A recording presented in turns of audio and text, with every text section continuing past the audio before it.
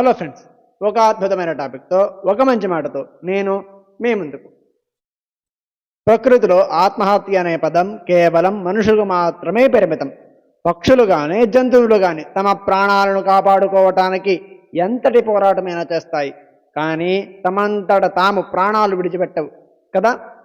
కానీ భారతదేశంలోని ఒక మారుమూల గ్రామంలో మాత్రం ప్రకృతి నియమాలు పనిచేయవు. అక్కడ ప్రతి సంవత్సరం వందలు కాదు వేలాది పక్షులు రాత్రిపూట ఆకాశం నుండి నేల మీద పడి ప్రాణాలు విడుస్తాయి. అది కూడా ఒకే జాతి పక్షులు కాదు, ఏకంగా 44 రకాలకు పైగా పక్షులు మూకుముడిగా మంటల్లోకి దూకి కానీ లేదా చెట్లకు గుద్దుకుని కానీ దారుణంగా చనిపోతాయి. ఈ భయంకరమైన దృశ్యం చూసినా ఏ మనిషికైనా వెన్నులో వణుకు పుట్టవలసినదే. ఆ గ్రామం పేరే జాటింగా.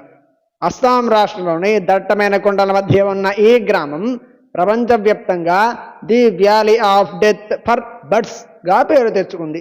అసలు ఈ పక్షులకు ఏమైంది? పగలు మాత్రమే ఎగిరే పక్షులు చిమ్మ చీకట్లో ఎందుకు ప్రయాణిస్తున్నాయి? అవి మంటలను చూసి ఎందుకు ఆకర్షితులవుతున్నాయి?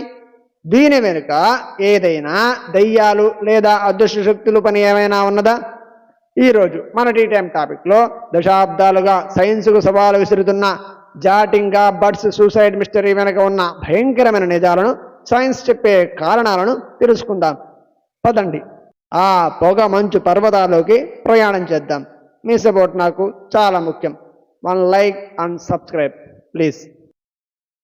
జాటింగా అనేది అస్సాంలోని డిమా హసాబో జిల్లాలో ఉన్న ఒక చిన్న ప్రశాంతమైన గిరిజన గ్రామం. ఈ గ్రామంలో జనాభా కేవలం 2.5 మాత్రమే. మామూలు రోజుల్లో ఇది ఒక అందమైన హిల్ స్టేషన్. కానీ ప్రతి సంవత్సరం ఆగస్టు చివరిలో కానీ లేదా సెప్టెంబర్ మొదటి వారం వచ్చేసరికి ఈ గ్రామ వాతావరణం పూర్తిగా మారిపోతుంది. సెప్టెంబర్ నుండి నవంబర్ వరకు, అది కూడా అమావాస్య సమయం, ఆకాశంలో చంద్రుడు ఉండడు. సాయంత్రం 7 గంటల నుండి రాత్రి 10 గంటల మధ్యలో బయట సన్నగా వర్షం పడుతుంది. దట్టమైన పొగమంచు, బలమైన గాలులు వీస్తున్న ఆ భయంకరమైన సమయంలో అకస్మాత్తుగా ఆకాశం నుండి వందలాది పక్షులు రాళ్ల వర్షం కురిసినట్లుగా నేల మీద కూలిపోతాయి. అవి ఎగురుకుంటూ వచ్చి స్థానికుల ఇళ్లల్లో వెలుగుతున్న దీపాల మీద కానీ, లాంతర్ల మీద కానీ లేదా వీధి దీపాల మీద కానీ బలంగా గుద్దుకొని ప్రాణాలు పొందుతాయి. కింగ్ఫిషర్లు, టైగర్ బిట్టెన్స్, పాండ్స్, హెరాన్స్ లాంటి ఎన్నో అరుదైన పక్షుల జాతులు ఈ మరణాల జాబితాలో ఉన్నాయి. షాకింగ్ విషయం ఏంటంటే ఈ పక్షులలో చాలా వరకు పగలు మాత్రమే సంచరించే పక్షులు. అసలు పగటిపూట మాత్రమే ఎగిరే పక్షులకు రాత్రిపూట కళ్ళు కూడా సరిగ్గా కనిపించవు కదా. అలాంటివి గుంపులు గుంపులుగా ఆ చీకటి రాత్రిలో ఆ భయంకరమైన వాతావరణంలో అలా ఎలా బయటకు వచ్చాయి? ఎందుకు ఆత్మహత్య చేసుకుంటున్నాయి? ఇప్పుడు అక్కడ స్థానికుల నమ్మకం గురించి తెలుసుకుందాం. ఈ వింత సంఘటనలు ఈనాటివి కావు. 1905వ సంవత్సరంలో జమీనాగా అనే గిరిజన తెగవారు ఈ గ్రామంలో నివసించేవారట. వాళ్ళు ఒకరోజు రాత్రి ఆవు తప్పిపోతే వెతకడానికి చేతిలో కాగడాలు పట్టుకుని కొండ అంచుకు వెళ్ళారట. ఆ మంట వెలుగు చూడగానే ఆకాశం నుండి వందలాది పక్షులు నేరుగా వచ్చి ఆ మంటల్లో పడి ప్రాణాలు విడిచాయట. అది చూసిన ఆ నాగా గిరిజనులు భయంతో వణికిపోయారు. ఆ ఆకాశం నుండి వచ్చింది పక్షులు కాదు, మనుషుల రక్తం తాగడానికి వచ్చిన దయ్యాలు లేదా దుష్టశక్తులు అని వాళ్ళు నమ్మారు. ఆ దయ్యాలు ఈ గ్రామాన్ని శపించాయని భయపడి ఆ ఊరు వదిలేసి వెళ్ళిపోయారు. ఆ తర్వాత 1920లో జైంతియా అనే మరో తెగ ప్రజలు ఈ గ్రామానికి వచ్చారు. వాళ్ళు కూడా సేమ్ ఇదే అనుభవం ఎదురైంది. కానీ వాళ్ళు భయపడలేదు. దేవుడే తమకు ఆహారంగా ఈ పక్షులను ఆకాశం నుండి ప్రసాదంగా పంపుతున్నాడని నమ్మారట.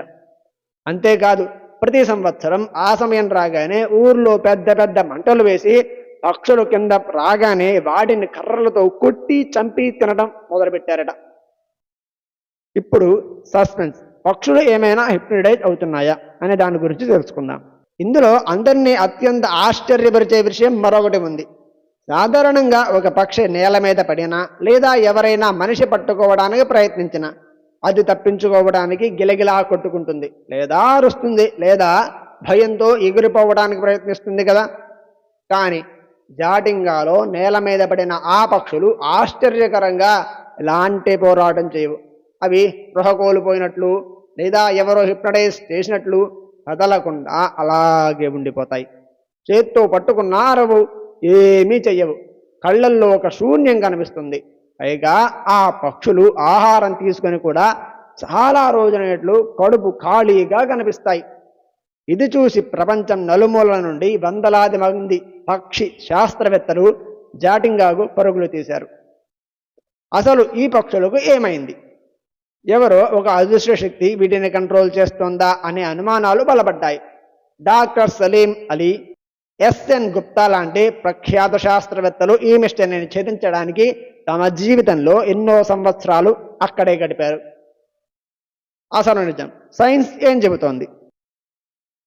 దశాబ్దాల పరిశోధనల తరువాత శాస్త్రవేత్తలు ఒక సంచలన విషయాన్ని బయటపెట్టారు. అసలు పక్షులు ఆత్మహత్య చేసుకోవడం అనేది అబద్ధం. అవి ఉద్దేశపూర్వకంగా చనిపోవడం లేదు.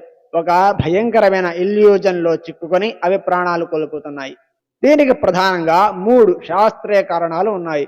మొదటిది బలమైన గాలులు మరియు పొగమంచు. సెప్టెంబర్ నెలలో ఆ కొండల మధ్య గాలి చాలా వేగంగా వీస్తుంది. పగటిపూట ఆహారం కోసం బయటికి వచ్చిన పక్షులు ఈ బలమైన గాలికి కొట్టుకుపోయి తమ గూళ్లకు చేరుకోలేక దారి తప్పిపోతాయి. చీకటి పడేసరికి దట్టమైన పొగమంచు కమ్మేయటం వల్ల పగటి పక్షులకు సరిగ్గా కళ్ళు కనబడవు. అంటే పగటిపూట ఎగిరే పక్షులకు కళ్ళు సరిగ్గా కనబడవు రాత్రిపూట. పైగా వర్షం వల్ల వాటి రెక్కలు తడిచిపోయి ఎగరలేని స్థితికి చేరుకుంటాయి. రెండవది వెలుగు పట్ల ఆకర్షణ. ఆ దట్టమైన చీకటిలో భయంతో చలికి వణుకుతున్న పక్షులకు కింద లోయలో ఉన్న జాటింగా గ్రామంలోని విద్యుత్ దీపాలు, లాంతర్లు ఒక ఆశాకిరణంలాగా కనిపిస్తాయి.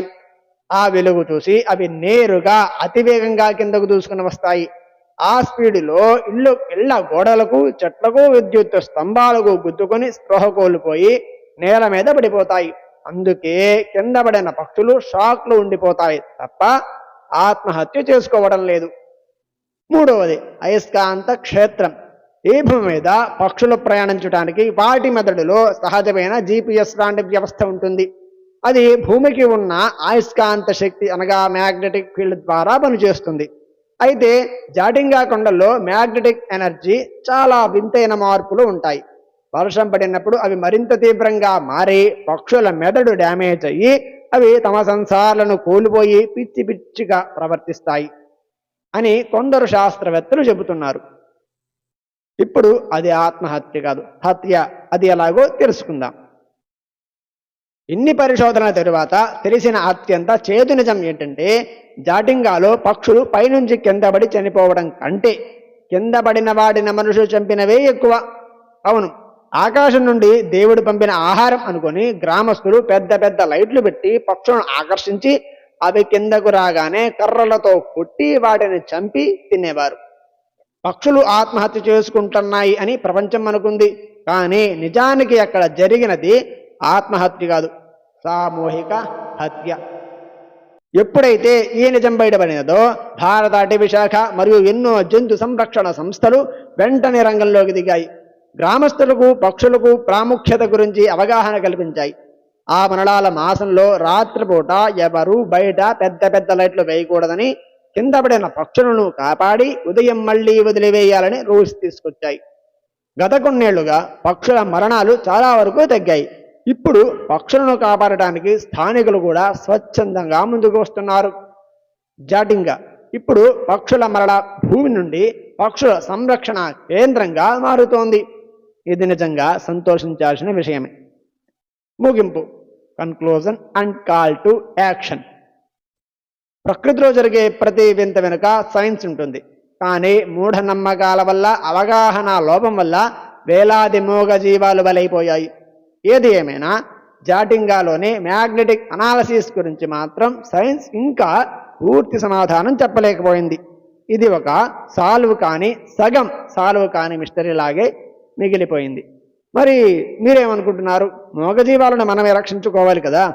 జాటింగా మిస్టరీ గురించి మీరేమనుకుంటున్నారో కింద కామెంట్స్లో మాతో పంచుకోండి.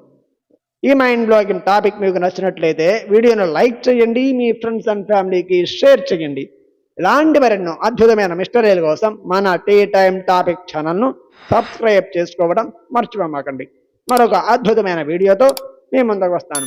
అంతవరకు చూస్తూనే ఉండండి. నమస్తే. ఇక వెళ్లే ముందు ఈరోజు మంచి మాట. నీవు వెలుగు కోసం ఎదురు చూడటం కాదు, చీకటిని చీల్చుకుంటూ వెళ్లే ధైర్యం నీలో ఉండాలి. పరిస్థితులు మారడం కోసం వేచి చూడకు, నీ శ్రమతో పరిస్థితులే మారేలా చెయ్యి. మీ సపోర్ట్ నాకు చాలా ముఖ్యం friends. Subscribe to my channel.